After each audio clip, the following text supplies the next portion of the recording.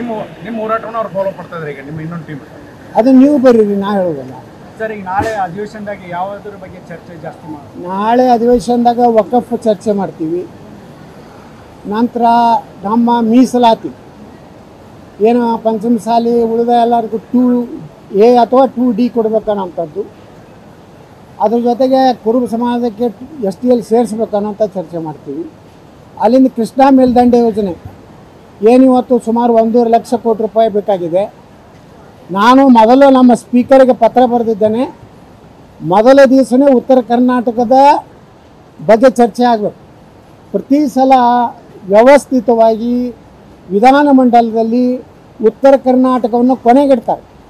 ಕೊನೆಗೆ ಗುರುವಾರ ಅಥವಾ ಶುಕ್ರವಾರ ಇಡೋದ್ರಿಂದ ಯಾವ ಶಾಸಕರು ಇರುವುದಿಲ್ಲ. ನಮಗೊಮ್ಮೊಮ್ಮೆ ಕೋರಮ್ ಆಗುವಷ್ಟು ಶಾಸಕರು ಇರುವುದಿಲ್ಲ.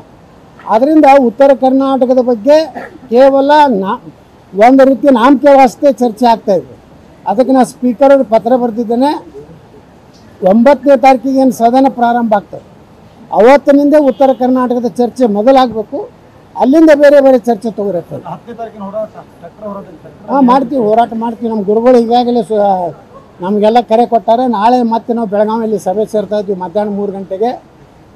ಈ ಹೋರಾಟ ಯಾವ ರೀತಿ ಇರಬೇಕು, ಸರ್ಕಾರ ಏನೋ ನಮ್ಮ ಮೇಲೆ ದಬ್ಬಾಳಿಕೆ ಮಾಡೋದು ಅಥವಾ ಗುಂಡು ಹಾರಿಸೋದು ಮಾಡಿದ್ರೆ 24 ತಾಸಿನಲ್ಲಿ ಈ ಸರ್ಕಾರ ಈ ರಾಜ್ಯದಲ್ಲಿ ಇರುವುದಿಲ್ಲ. ನಾನು ಗಂಭೀರ ಎಚ್ಚರಿಕೆ ಕೊಡ್ತೇನೆ.